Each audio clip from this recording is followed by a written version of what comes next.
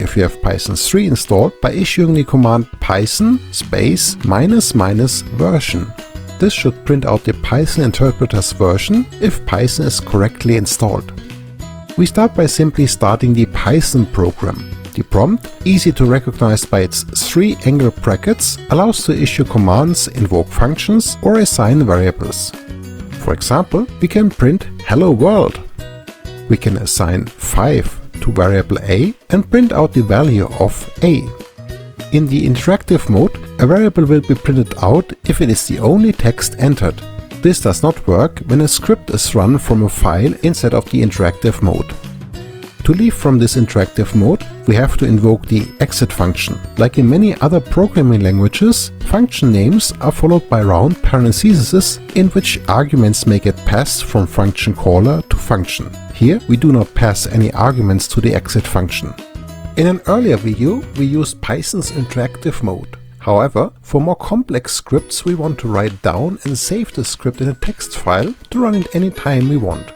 Basically, any text editor will work, but we recommend a more powerful editor that supports syntax highlighting and autocompletion.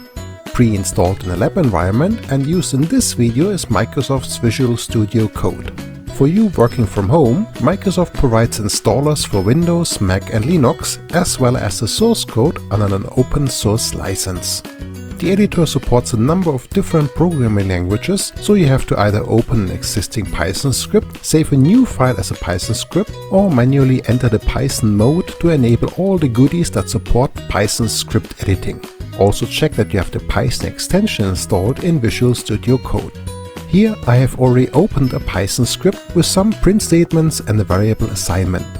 The code does the following. First, we print "Hello World." Then 5 and 2 will be added and the result will be assigned to variable a. Finally, the content of a will be printed on screen. Once you have written and saved the Python script, you can run it by pressing Ctrl and F5. Pressing just F5 will run this script in debugging mode, which we will discuss sometime later.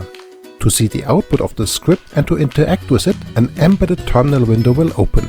In the terminal, we will see the command line used by the editor to invoke our script.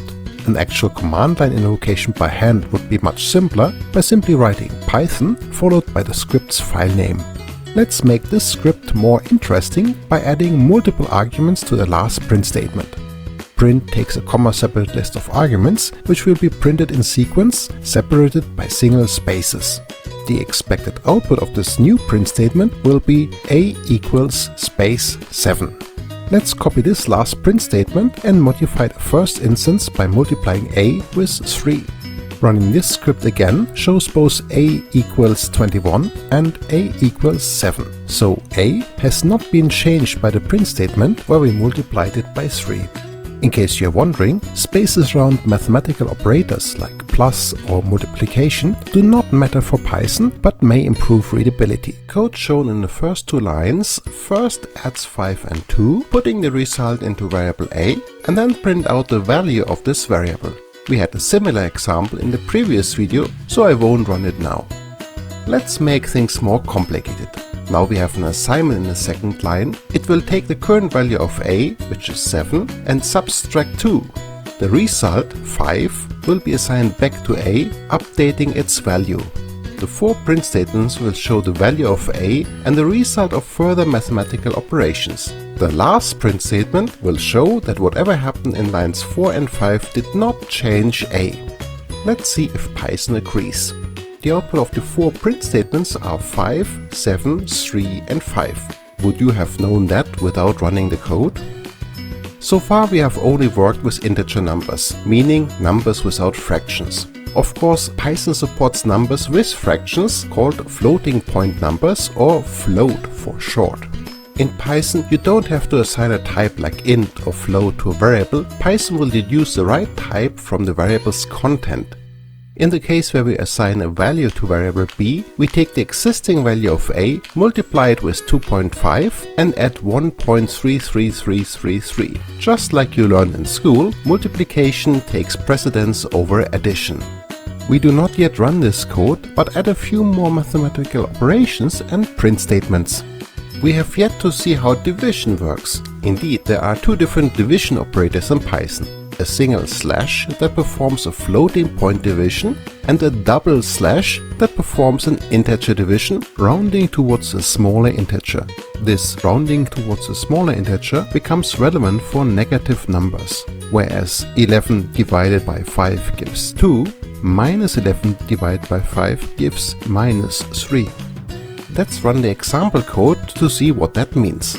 The first line printed shows the result of a single slash division, resulting in a number with a long fractional part cut off by Python after 15 digits. The second line shows a double slash division. The result is still a float, but rounded towards a smaller integer. The third line differs from the previous one in that the division's result is passed as an argument to the int function, which returns the input value as an integer by discarding any fractional part. Complementing the double slash division is the modulo operation using the percent sign, which gives us the remainder of a division. For example, an integer division of 27 by 4 gives 6 because 4 fits 6 times into 27 but not 7 times. If we subtract 6 times 4 from 27, the remainder is 3, which would be the result of the operation 27 modulo 4. How all this fits together is shown when we run the code. The last line shows what we lose by performing an integer division followed by a multiplication with the same divisor is exactly what we get from a corresponding modulo operation. The final operation I want to introduce is the power operation, which uses 2 asterisks as the operator. Those of you who are familiar with common operations on binary numbers may not be surprised to see that the printed value of C is 256. There are more things to learn about Python mathematics, but for this video we are done. Statements allow to run certain instructions only if the conditions specified in the if clause are fulfilled. If statements are so fundamental to programming that they exist in virtually every high-level language like C++ or Java.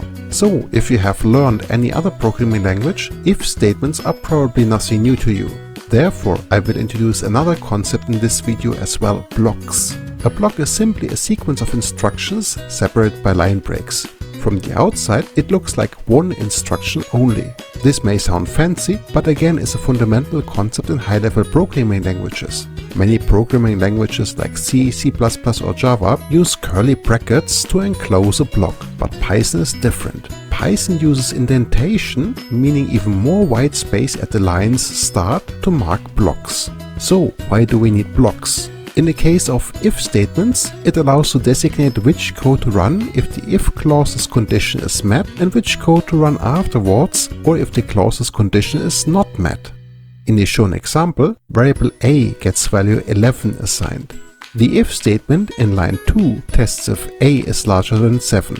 As this is true, code execution continues with the lines indented right below the if statement, meaning the 2 print statements in lines 3 and 4. Finally, the print statement in line 6 gets executed. Let's have a look at the if statement syntax. Such a statement starts with the keyword if, followed by the condition to test, but unlike many programming languages, no round parentheses are necessary, followed by a colon, which is mandatory, and missing it is a common beginner's error. Let's change a to 3. Now the condition in line 2 will be false. Indeed, when the script is run, only the print statement in line 6 is run, but the 2 print statements in lines 3 and 4 got skipped. Conditions checked in if statements can be almost arbitrarily complex. For example, different tests can be combined using AND, or grouped with round parentheses. To run the code if the if condition fails, we can use an else block. Depending on the value of a, either the block below the if statement or the block below the else statement is executed. It is also possible to combine several tests, each with its own code block. For this, the keyword elif is used, which, as the name suggests, is a hybrid between else and if.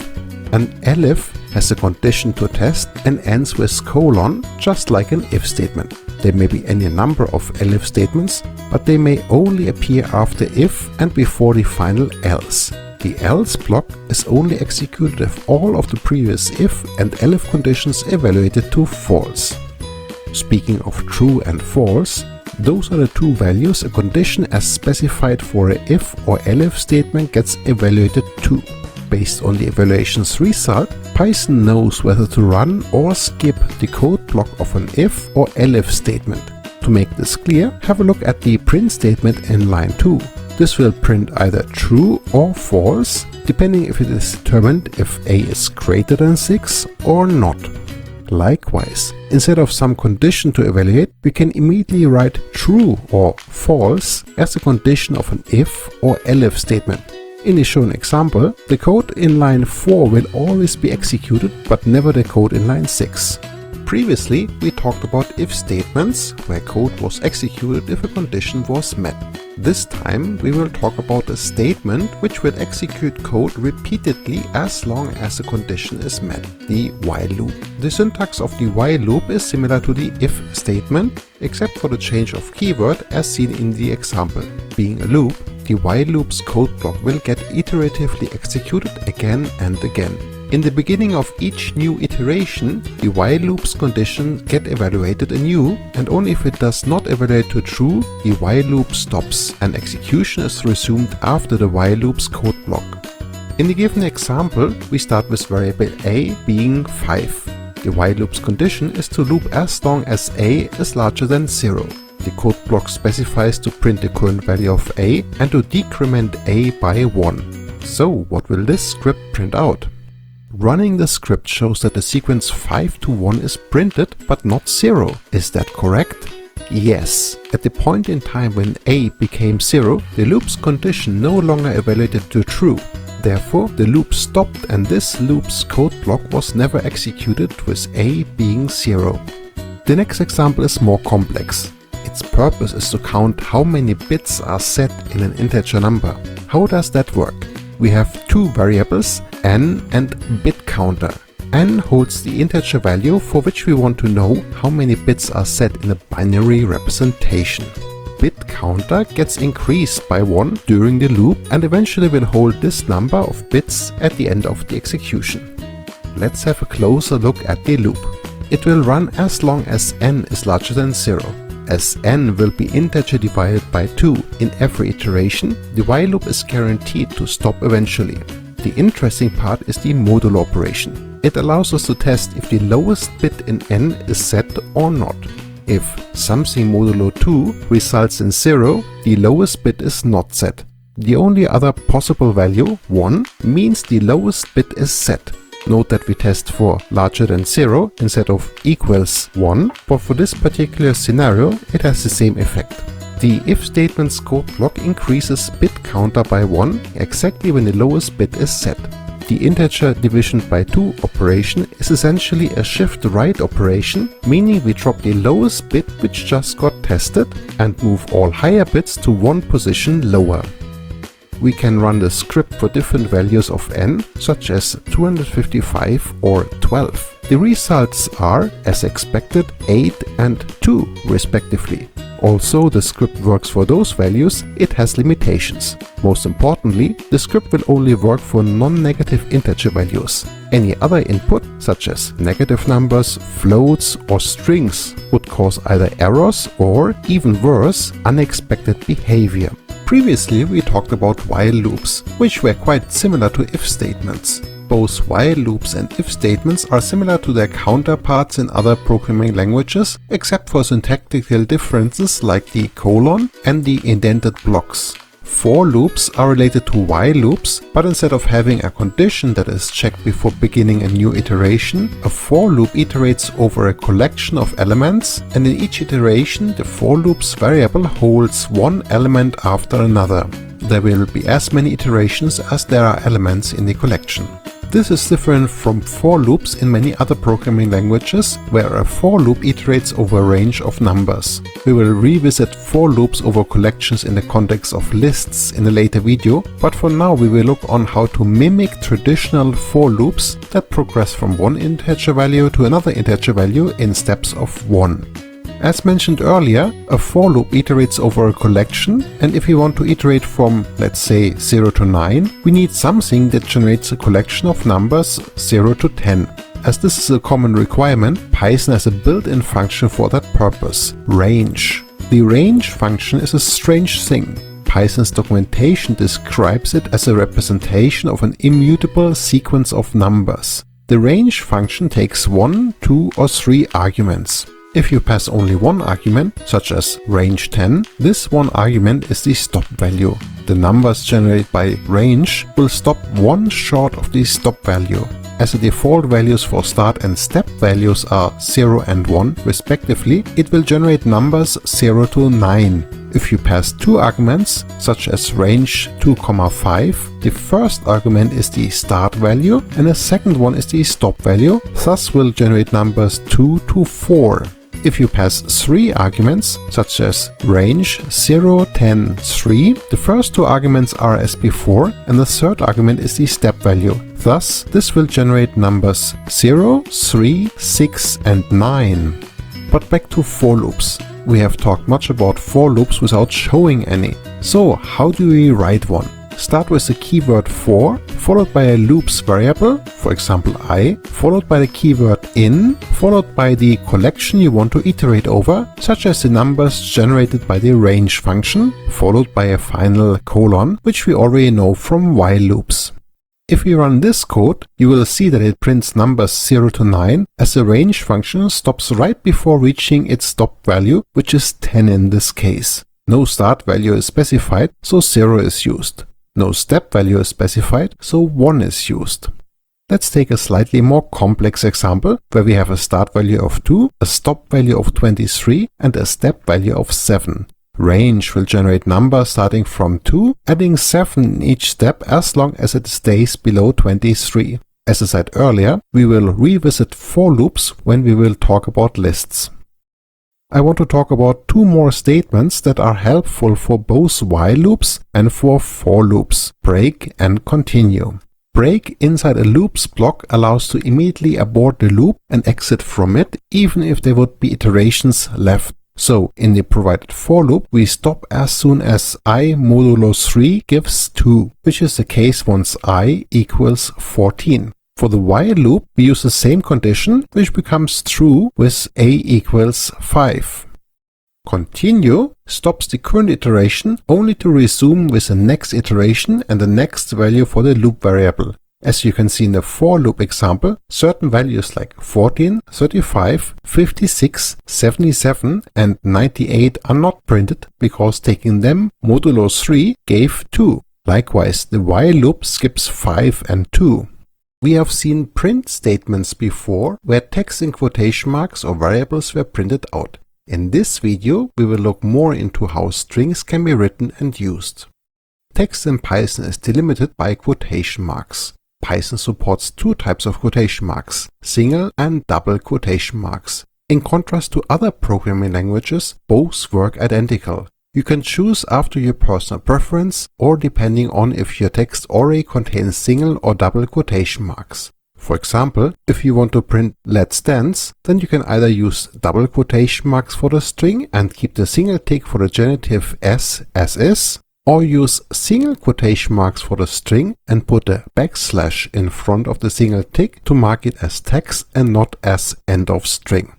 Vice versa, the same holds if your text contains double quotation marks and you have to choose between using single or double quotation marks for the string. In general, use a type of quotation mark that avoids backslash inside your string. Modern Python versions are Unicode compatible, meaning you can use virtually any letter or symbol in strings as the examples demonstrate. To refer to Unicode symbols not supported by your keyboard, you can use the backslash lowercase u or backslash uppercase u notation to refer to a symbol by its code. Of course, all this will only work as expected if the system where Python is running can provide a graphical representation for this symbol. Sometimes you want to write a string where Python should not mess around with backslash, for example when writing Windows paths or regular expressions. Also, you can always prefix one backslash with another one to protect it. This is only a cumbersome solution. An alternative is to tell Python to keep the string as is. For that, prefix the string before the quotation mark with a single R for raw string When using 3 single or double quotation marks, but not mixed, to both start and end a string, such a string may span several lines. All white spaces, including line breaks, will be kept. Finally, to complement printing text on screen, how do we read the user's keyboard input? For that, you can use the input function. It takes one argument, a string, which is shown to the user right before waiting for the user's input. One line of input is accepted, meaning any text until the user presses the enter key. The function returns a string which can be assigned to a variable for further processing. Formatting a string means that we want to impose some structure on a string. For example, we want to specify how many decimal digits are to be shown for floats, align text into columns, or insert variables content into a string. Python supports different approaches to format strings, but we will have a look only at the latest incarnation, fstrings, which got introduced in Python 3.6. A word of warning: despite the heavy use of the print function, string formatting is not tied to print. You can just as well assign a formatted string to a variable for later use. From a previous video, you may recall raw strings and that the string got prefixed by the single letter R. For fstrings, we use a similar approach, just using the letter F, hence the name. Fstrings behave like normal strings, except for formatting instructions given in curly brackets inside the string. In the simplest case, you just write a variable name inside curly brackets, and during execution, Python will take the variable's content, convert it to a string, and place it at the curly brackets expression's place. The conversion happens automatically, meaning you do not have to convert yourself an int variable to a string. You are not restricted to variable names. You can call functions, their return value will then be inserted into the string. You can perform mathematical operations, so f curly bracket open 1 plus 2 closing curly bracket will give you the string 3. You can control the formatting of the expression as just discussed by inserting a colon and a format specifier between the expression and the closing curly bracket. There exists a large number of format specifiers, and most are specific to the type of value you want to format. Therefore, only a small selection will be presented here. If you want to know more, you will have to read the documentation. My first examples are about the formatting of integer numbers. The format string in line 2 only contains the variable's name in curly brackets, and the print function's output indeed contains the variable's value without any fancy effects. The second line has a :b as format specifier. This tells the f string to represent a number in binary digits, which is what we get in a second output line.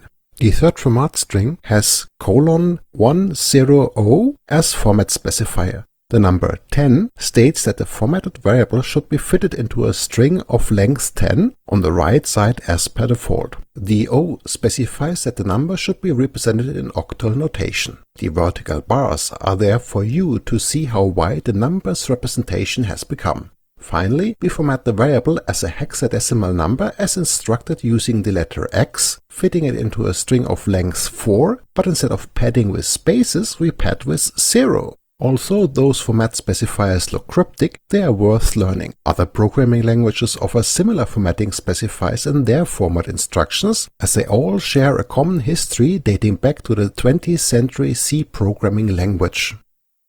My second set of examples is about formatting floating point numbers, particularly pi. As before, we start by just supplying the variable name to the format string. The number is printed with as many decimal digits as Python sees fit.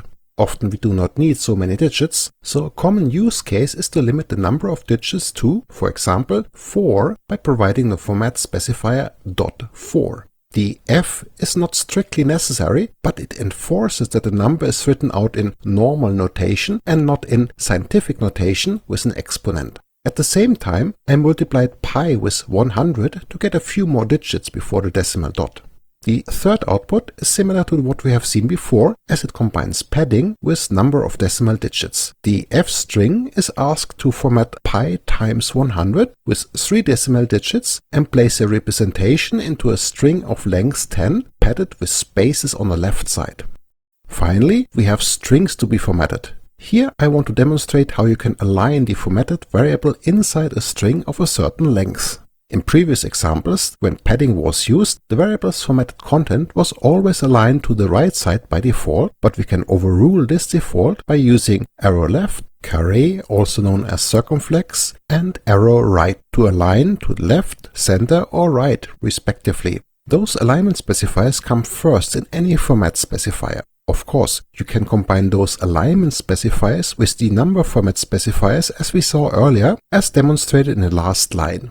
To store data across script invocations, we have to store to and later retrieve data from files. We concentrate on text-based files as those are most easy to understand and to read and edit with other tools as well, like text editors. One advantage of the text mode is that we can read and write any Unicode symbol without thinking about its UTF-8 representation. File operations in Python look similar to how they are done in other languages. You open a file for reading or writing, read or write data, and finally close the file. Closing a file tells Python, and by extension the operating system, that you are done with this file and any resources associated with the file operation can be released and buffers can be flushed to disks so that no data is lost.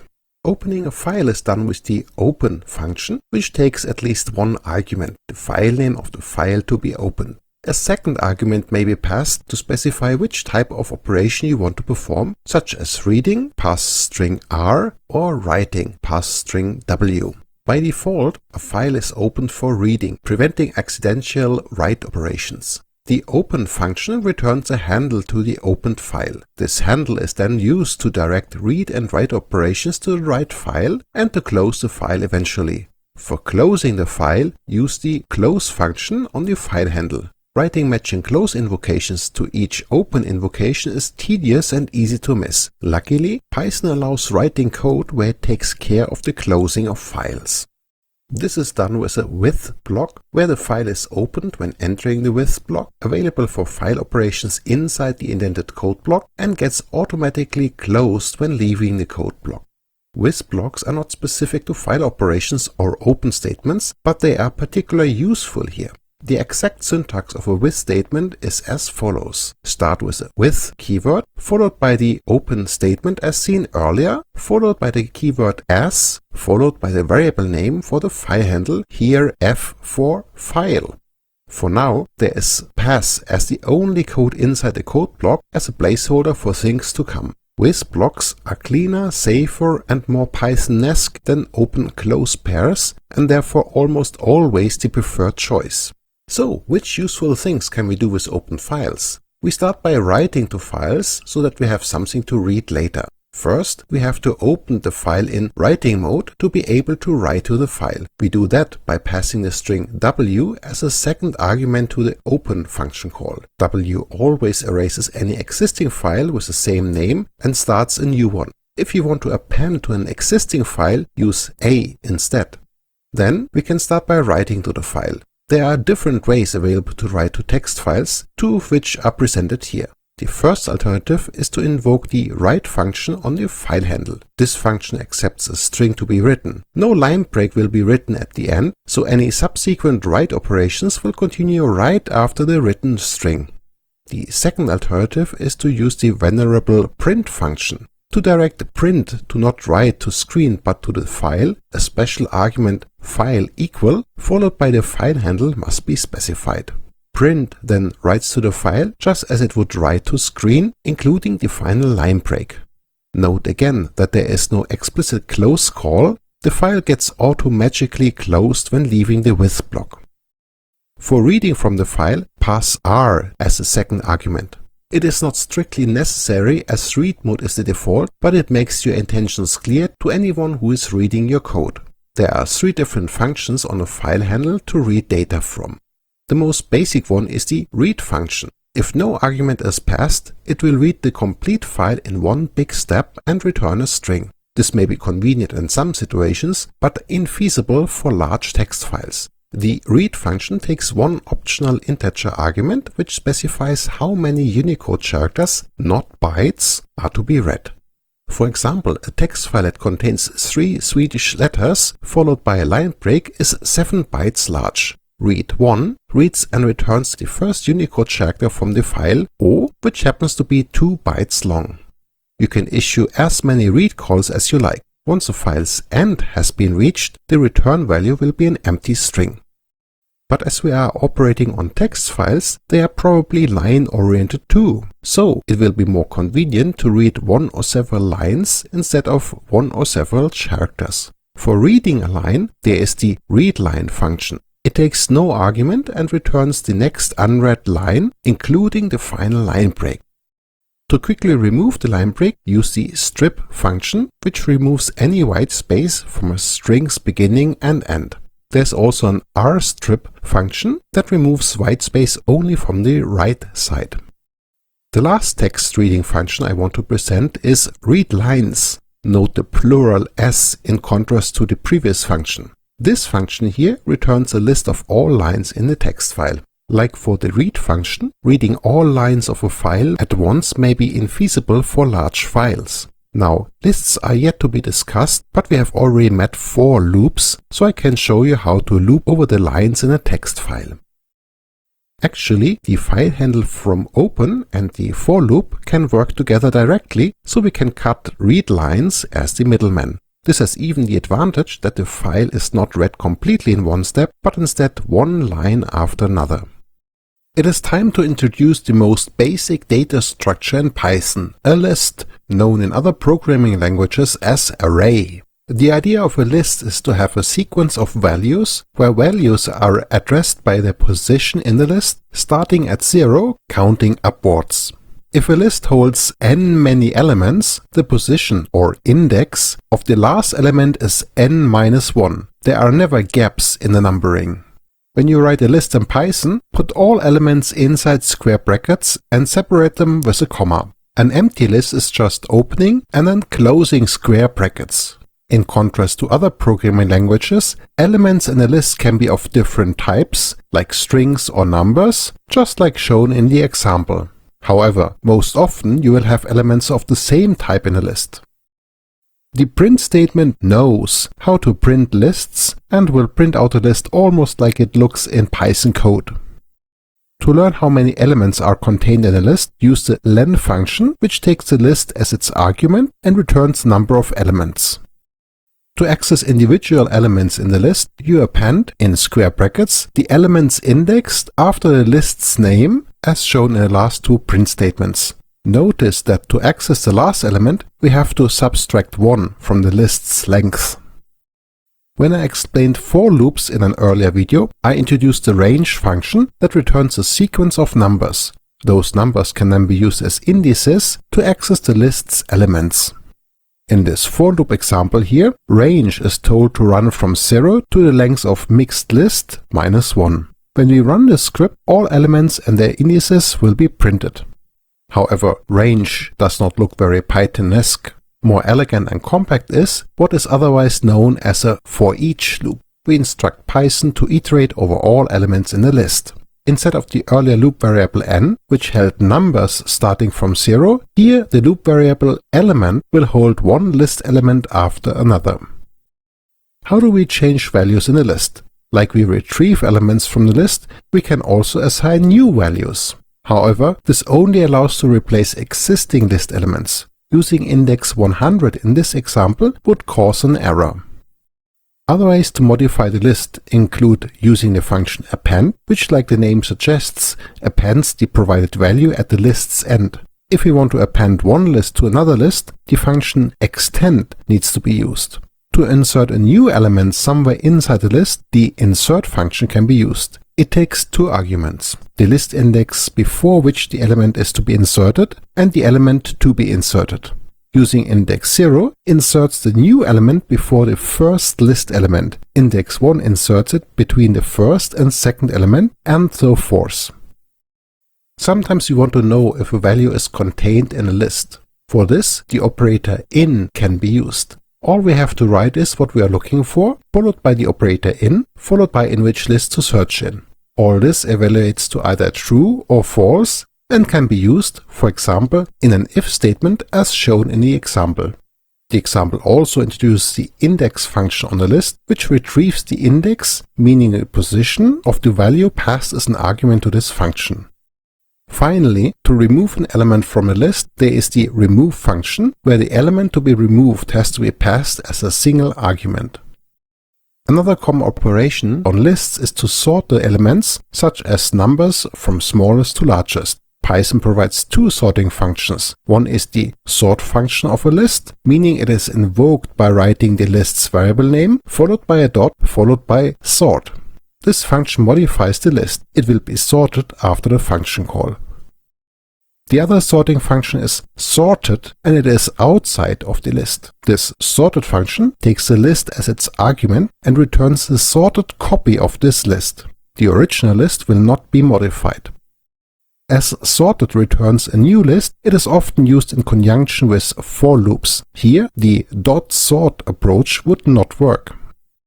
Related to sorting is reversing the order of elements. For this, use either the reverse function of the list or the reversed function, which takes a list as an argument and returns a reversed copy of the original list. In the shown example, in case you wonder why the output looks like the original list, it is because the list got reversed twice. First by mylist.reverse and then by reversed mylist.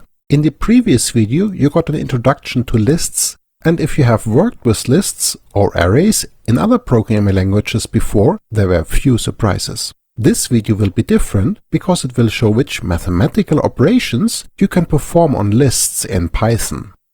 The first operation is that you can add lists using the plus operator, which means that you concatenate both lists into a new list. The two original lists will not be modified.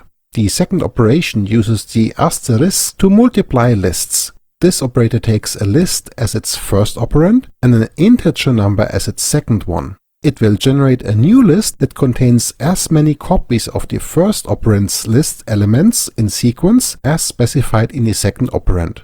The example code generating a list of English ordinal suffixes may clarify this explanation. The resulting list ordinal English suffixes will contain 101 elements. The index of a list element is also the number for which the ordinal shall be used. For example, the element with index 2 is nd, as you can write 2nd for second. Now the 17 times th expands to a list with 17 elements, each being th. In the final list, those th will end up at indices 4 to 20, matching the ordinal suffixes for those numbers. Parentheses work as well for list multiplication, as shown in the second line. This covers all numbers from 21 to 100 including. For those numbers, there is the pattern that numbers ending with digit 1 get st, numbers ending with 2 get nd, numbers ending with 3 get rd, and the remaining 7 alternatives for ending digits get th.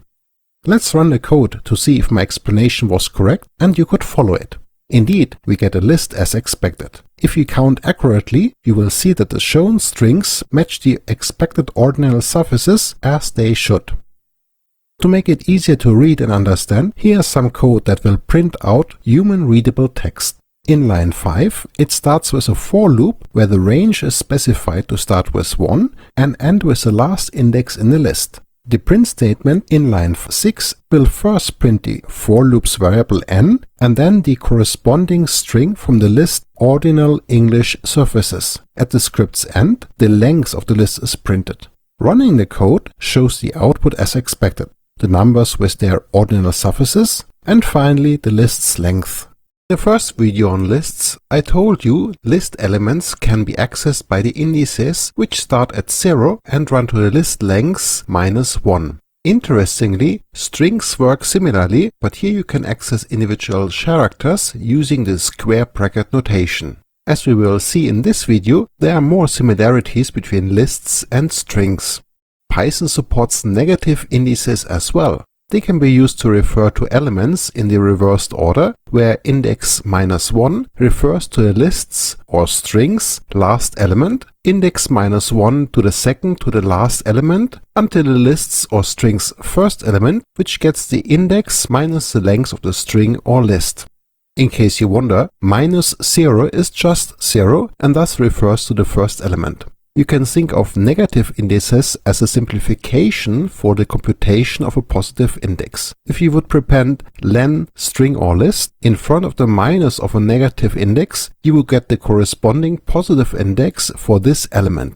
Another powerful concept is slicing. This means we specify a range inside the square brackets to extract a part of the list or string into a new list or string. The range is specified by the start element's index, a single colon, and the index of the element after the last one you want to extract. This is similar to what we have seen with the range function when we looked at for loops.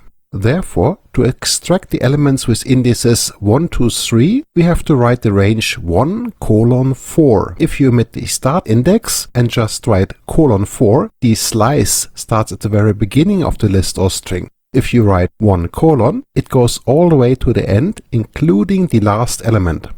Of course, you can use negative indices for start and end index as well. Notice, however, that no index can be written, not even -1, that would define a splicing range that includes the last element. Only an omitted end index includes the last element. Ranges may have a third argument, separate from the first two arguments by yet another colon. This third argument specifies the step value, which defaults to 1. For example, a step value of 2 takes every second element in the original order. Negative step values are allowed too, but require that the start index is later in the string or list than the end index. A practical use case is the step value -1, which reverses the order of the extracted elements. If you omit any of the earlier range arguments and specify only a later argument, you still must write the colons. For example, range 2 means take the third element, range :2 means take the first two elements, and range :2 means go over all elements, take every second. We talked about lists, where you can address elements using a numeric index starting from 0, or even negative indices to address elements right to left. In this video, I will introduce a new data structure called dictionary, or just dict. In other programming languages, this data structure is known under different names, such as hash, hashmap, or just map. The main difference to a list is that elements in a dictionary are addressed by a key, which does not need to be a number in a sequence, but can be a string or an arbitrary number. A common but old school example of a dictionary is a phone book. Just like for lists, the values can be of arbitrary type. Unlike lists, data in a dictionary has no inherent ordering, meaning that if you do a for loop over the dictionary, elements are traversed in an order as Python sees fit. Of course, you can use the sorted function to impose an ordering when running the loop. Where square brackets are used to initialize lists, dictionaries use curly brackets. To initially fill a dictionary, use a comma-separated list of key-value pairs, where key and value are separated by a colon. An empty dictionary is initialized similarly to an empty list, but using empty curly brackets instead. To access individual values in a dictionary by their keys, square brackets are used just like for lists. This works both for reading existing values as well as to replace existing key-value pairs. In contrast to lists, we can even add new key-value pairs, as exemplified by adding Elin's phone number. No append or add function is necessary. Trying to read from a non-existing key-value pair causes an error. As keys are used to access the corresponding values, keys are unique across the dictionary. Trying to add another key-value pair with an existing key will override the previous key-value pair with the same key. Using the same value at different keys is no problem though. I mentioned that trying to use a key that is not in a dictionary will cause an error. To test if a potential key is contained, use the in operator just like it is used for lists. Whereas just using a dictionary's name as a second argument to in allows to search through the dictionary's keys, to search through the values, the function values, returning a list of values, must be used on a dictionary. What happens if we tell a for loop to iterate over a dictionary? The result may be disappointing as, just like the in function, the for loop iterates only over the keys. To iterate over key-value pairs, having matching keys and values, use the items function. As this function returns a list of tuples, The for loop gets 2 variables in each iteration. Therefore, 2 variable names must be given for the for loop, like name and phone number in the example. What we not have talked about is that you can nest lists and dictionaries into each other. So, instead of having just plain lists or dictionaries, the values of lists and dictionaries are lists and dictionaries themselves. The shown example has an outer dictionary which uses student logins as keys and dictionaries as values. The dictionaries have 2 key-value pairs, one for the name and one for the phone number. To access the phone number of a particular student, we have to access the student's dictionary first, using the student's login as key for the dictionary. Then, having the per student dictionary, we use a second square bracket to access the value for key phone. However, there is the disadvantage that there is no easy way to enforce that this data structure has valid name and phone entries for every student. Maintaining consistency in such a nested structure is your responsibility as the programmer.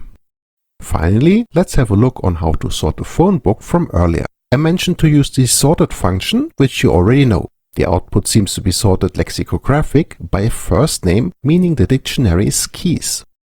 The sorting criterion can be manipulated by specifying a key argument to the sorting function.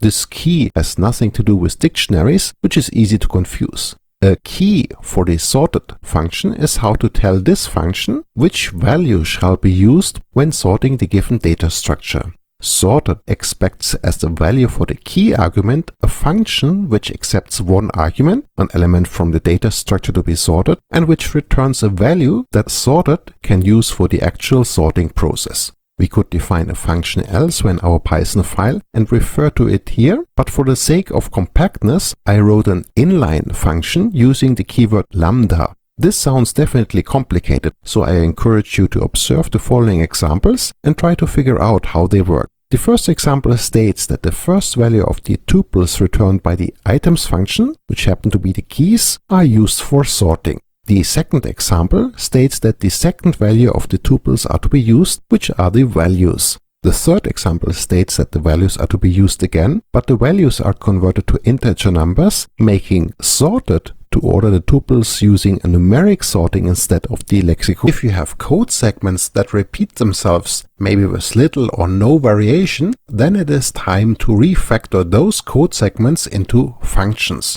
A function is an encapsulated code segment with a name to call it. You can pass arguments along as input and may get a return value back. Let's have a look at an example function. Python uses the keyword def to start a function, followed by its name, here add 2 numbers, followed by opening and closing round parentheses, which may contain a comma-separated list of arguments, here a and b, concluded by a colon. Code inside a function is indented just as we have seen for while loops, for example. The return statement immediately exits the function. It takes the function's return value as its argument. In the shown example, it is the result of the addition of the function's 2 parameters. However, despite the suggestive function name, the code does not necessarily always add numbers. If a and b were strings, the function's result would be the concatenation of both strings. Let's run this script. The function call inside the print statement in line 5 returns 12, which is promptly printed. In line 6, the result of the function call is stored in variable result, which is then printed with some text in the following line. We can also add 2 strings, just in case you were wondering. Adding a number and a string would not work. You would either have to first convert the number to a string to allow for concatenation, or to convert the string to a number if the string could be interpreted this way, which then would allow for numerical addition. Let's make the function more interesting by adding more code before the return statement. Now we have some multiplication. Surprisingly, the code will still work without errors even if a and b are strings, but the result may be surprising. Test it for yourself to see how it looks like. Let's add more code. The comparison checks if either argument is less than 0, and in such a case immediately return 0. Otherwise, resume running the function's code. Due to the comparison with 0 in line 2, this function will now cause an error if you pass a string as one of its arguments. Comparing a string to 0 will fail for the same reason as adding a string and a number will fail. Our growing example always had a return statement, and that was necessary to return results. But it is perfectly possible to have functions that do not have a return statement. This only means that the code will run until the function's end and no value will get passed back to the function's caller. In case you're wondering, pass is some kind of a no operation statement, as we cannot have an empty function body but still need to express that nothing is to be done inside the function. Our code so far always assumed that no problems would occur. For example, if we would open a file for reading, this file would exist and we had permissions to read from it. Likewise, if we ask a user to enter a number, we assume that the user actually entered a number and not some letters which our script could not interpret as a number. We can write code that probes if a file exists before we open it, or we test if a string contains digits before interpreting it as a number, but that would require a lot of coding, making our script unreadable. Even worse, we would duplicate code as, for example, the open function and the operating system run their own tests if a file exists or is accessible for the user. So it is better to rely on those functions to do proper testing and simply catch any errors signaled. The mechanism is called exceptions, which get raised or thrown once a problem gets apparent and must be caught in a special error handler. If you do not write your own error handler, the default error handler provided by Python kicks in, which prints some error messages where the problem occurred and your script is forcefully stopped. The exception handler you will write are usually more graceful, for example, kindly notifying the user that a file could not be opened or a given input does not look like a number. Depending on the script, you may fall back to use a default file name or a default number when continuing to execute this script.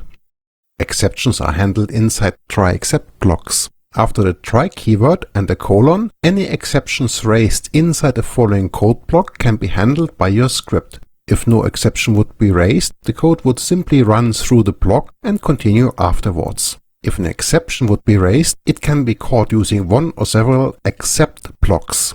You can have a generic catch-all block or one or several blocks for specific types of exceptions. There are a number of exceptions predefined in Python, such as if a file cannot be accessed or a string cannot be converted to an integer. You can define your own exception types, but I will not cover that here.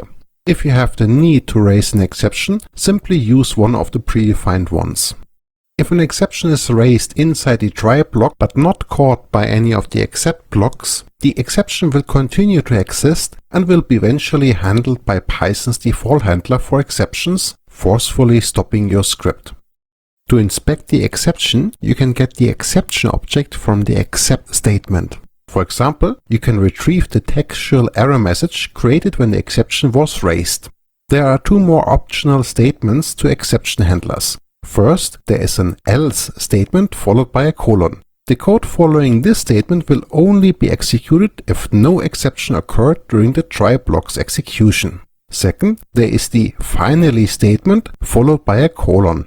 This code will be executed after the try or else block, irrespectively if an exception was raised or not. The basic way to group and reuse code is to make use of functions identified in Python with the keyword def. In our example so far, functions and normal code have always been in the same script file.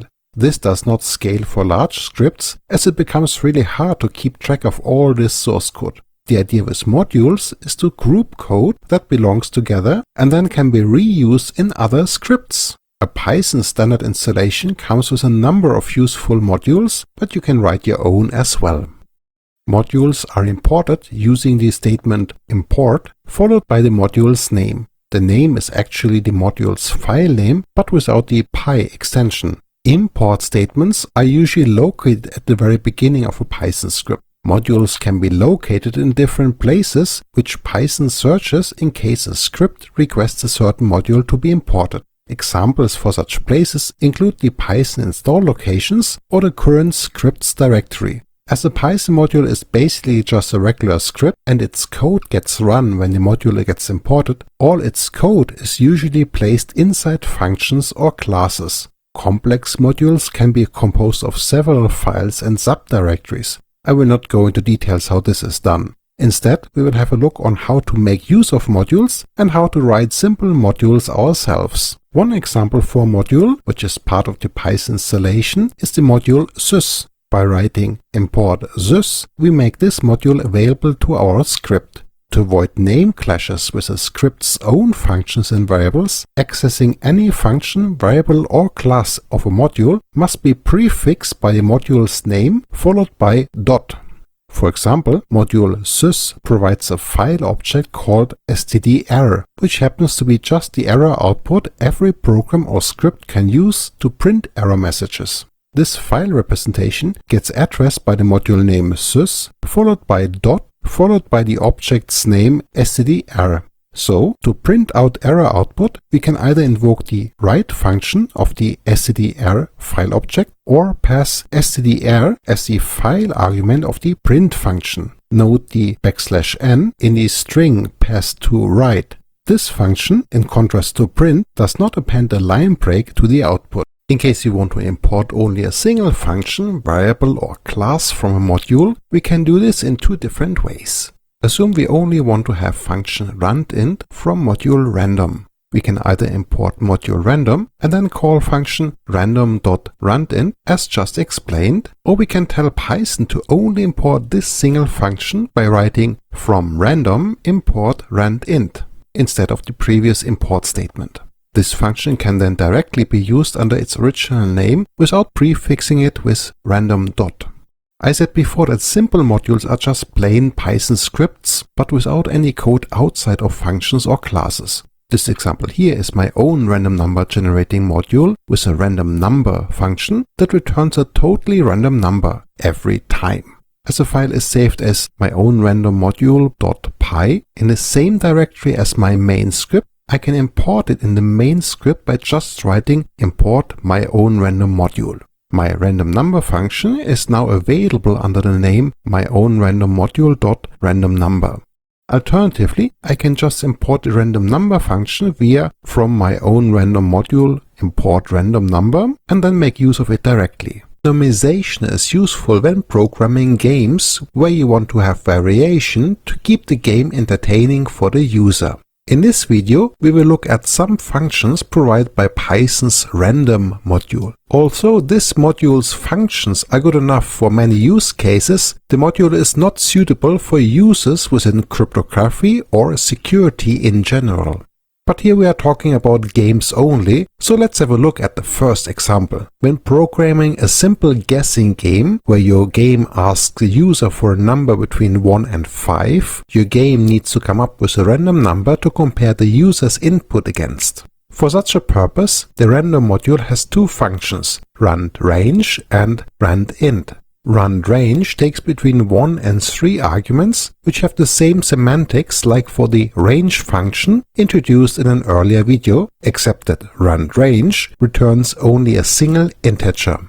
Randint differs from randRange in that the stop value is included in the range of possible return values. This means that randRange 1, 5 may return an integer between 1 and 4, whereas randint 1, 5 returns a number between 1 and 5. As our guessing game is about guessing a number between 1 and 5, we choose randint 1, 5 here. The second example is for a card game. As representation for cards, a list of strings is used. Many card games require a shuffled deck of cards, so let's shuffle the deck of cards with the function shuffle. This function does not return a new shuffled list, but shuffles the list passed as argument. Now a game requires you to draw one card from the deck. That can be easily realized by some index and slicing operations on the cards list. If you want to look at the random card of the card deck without shuffling it, you can use the choice function. This function selects a random element from the list and returns it, but it will not modify the list. If you actually want to remove the element you got from choice, you will have to use the remove function on the list.